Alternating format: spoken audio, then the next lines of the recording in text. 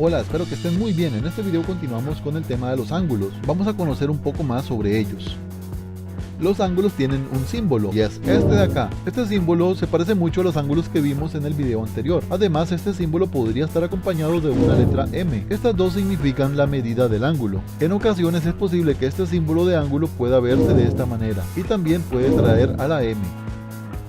Vamos a ver cómo es la denotación de los ángulos. ¿Qué significa la palabra denotación? Viene del verbo denotar, que para mí simplemente significa darle nombre a los ángulos. Empezamos con un punto. A este punto les debo poner un nombre. Los puntos en geometría se les pone nombre con una letra mayúscula del abecedario. Para este escogeré a la letra A. De este punto saldrán dos rayos, un rayo por acá y un rayo por allá. Si no sabes o no recuerdas o no estás seguro o segura de que es un rayo en geometría, quizá por acá te aparezca un enlace donde yo explique eso. En este rayo colocaré un punto de manera arbitraria. ¿Qué es eso de manera arbitraria? Significa que lo pondré donde me dé la gana, en pocas palabras. Y aquí pondré a otro. A este punto de aquí le pondré por nombre B mayúscula y a este, adivinen, C mayúscula. Fíjense que a partir del punto A salen dos rayos los cuales tienen una abertura. Esta abertura la voy a rellenar con algo llamado sector. Este sector representa la abertura que hay desde este rayo hasta este otro. Es como una boca que se abre. El tamaño de este sector no representa absolutamente nada el tamaño del ángulo. El tamaño de ángulo únicamente se rige por la distancia de abertura que hay desde un rayo hasta el otro rayo. Es por eso que yo podría poner a este sector pequeñito o grandotote. Eso no va a influir absolutamente en nada en el tamaño o el número que va a tener en grados este ángulo. ¿Cómo se le da nombre a los ángulos? Primeramente se coloca el símbolo de ángulo y después voy a ver cuál es la letra de la cual se origina dicho ángulo. En este caso es la letra A o el punto A. Primero coloco el símbolo de ángulo y ahora me fijo cuál es el punto en el cual se origina dicho ángulo. En este caso es el punto A, así que coloco punto A, o más bien la letra del punto, que en este caso es A. A los lados colocaré otros dos puntos que son de referencia. En este caso son estos puntos que coloqué acá. Los puedo colocar en el orden que yo quiera. Si quiero, primero puedo colocar a la B y después a la C, o primero a la C y después a la B, como sea. Se refieren simplemente a los extremos a los cuales se dirige el ángulo y hacia dónde se abre. Hay otra manera de representar los ángulos que a veces utilizan, que a mí no me gusta, que es que le ponen a la letra de en medio como este símbolo de acá, haciendo como una especie de techito, y a los lados igual van a colocar los extremos.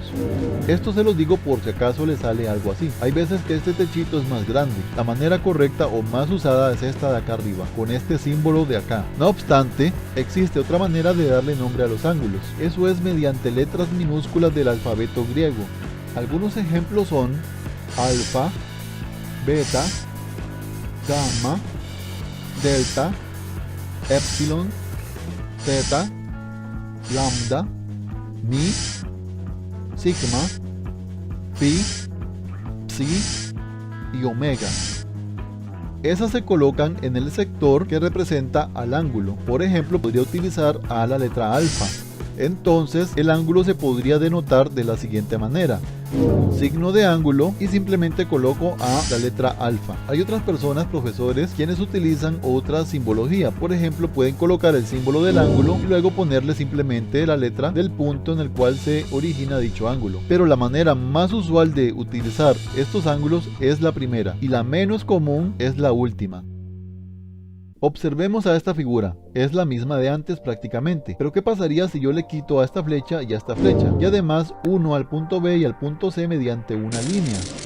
Obtengo tres puntas, la punta del punto A, la del punto B y la del punto C. A estas puntas se les llama vértices en realidad, el vértice A, el vértice B y el vértice C. Así como del vértice del punto A sale un ángulo, también de los demás puntos o vértices saldrán otros ángulos. Del vértice B puede estar el ángulo beta y del vértice del punto C puede estar el ángulo delta. Ahora veamos cómo se denota cada uno de estos tres ángulos. Vamos a comenzar con el ángulo en el cual se ubica alfa. Este va a ser igual a símbolo de ángulo. Coloco ahora el punto en el cual se origina el ángulo alfa, en este caso es A.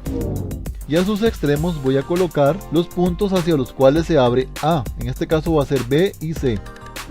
Así que los coloco a sus lados. Vamos ahora con el ángulo beta. Este va a ser igual a símbolo de ángulo y coloco en medio la letra en la cual se origina el ángulo beta. En este caso va a ser el punto B mayúscula.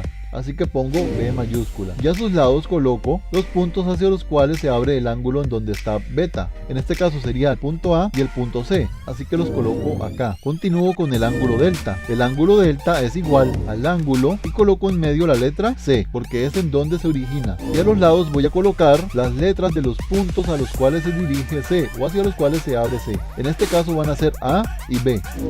Por cierto, la letra que más nos interesa es la de en medio. Las que están a los lados pueden estar en cualquier orden. Por ejemplo, aquí podría estar de esta otra manera, lo cual es totalmente válido. Y aquí, así, vean que la que importa es la de en medio, y aquí de esta otra manera. Veamos ahora este otro ejemplo. Primero haré el sector de alfa un poco más grande porque de por sí no va a afectar. El ángulo continúa siendo el mismo y lo voy a cortar en dos partes. Vean que salió una nueva flecha o una nueva línea que se llama rayo. En esta colocaré arbitrariamente un punto al cual llamaré ahora M. Fíjense que del ángulo alfa salieron dos angulitos más pequeños, el de acá abajo y el de acá arriba. Al de abajo lo llamaré el ángulo θ y al de arriba lo llamaré el ángulo epsilon. Vamos entonces a denotar o darle nombre a estos ángulos.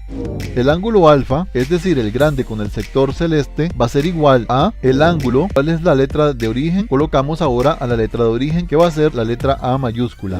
Ahora colocamos a sus extremos. Alfa es este grande de acá, este grandotote. Así que sus extremos van a ser B y C. Los coloco en el orden que yo quiera.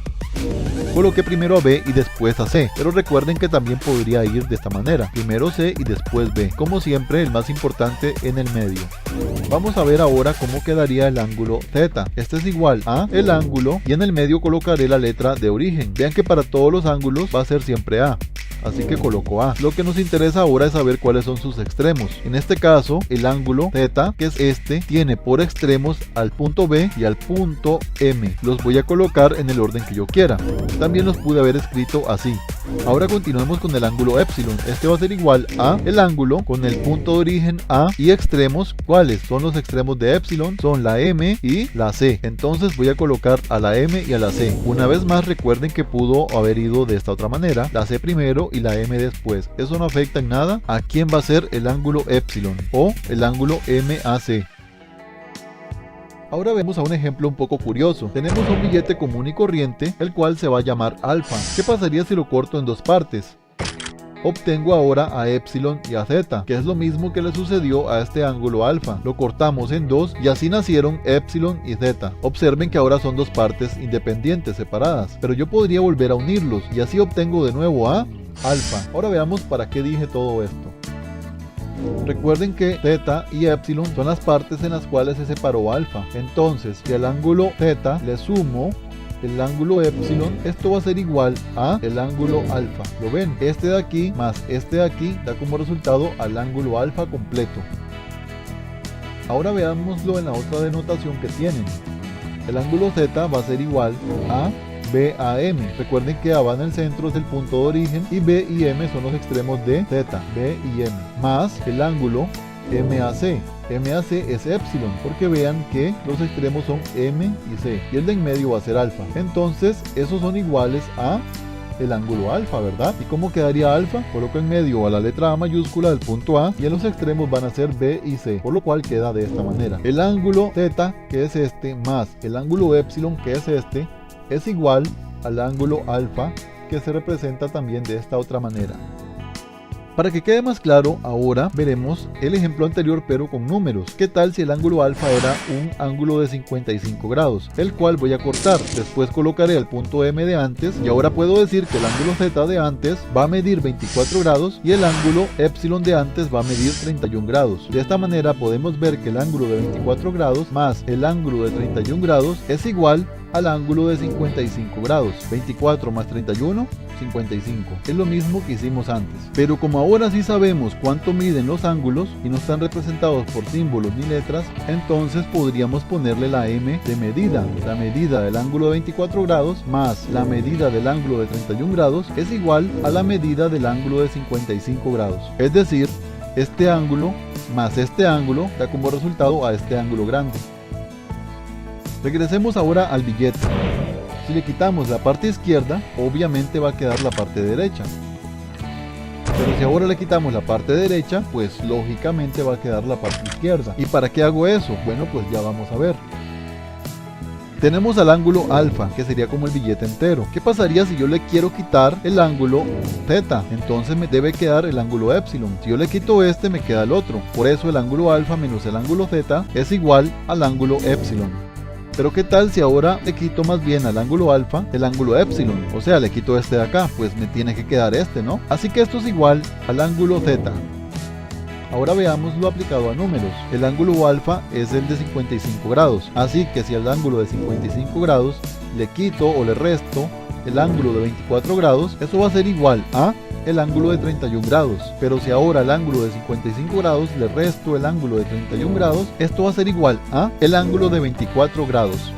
Pero como son otra vez ángulos de los cuales sí sabemos sus medidas, entonces son ángulos medidos, por lo cual debo utilizar la m. Así que el ejemplo anterior debió haber sido así: la medida del ángulo de 55 grados menos la medida del ángulo de 24 grados es igual a la medida del ángulo de 31 grados. Y asimismo, la medida del ángulo de 55 grados menos la medida del ángulo de 31 grados es igual a la medida del ángulo de 24 grados.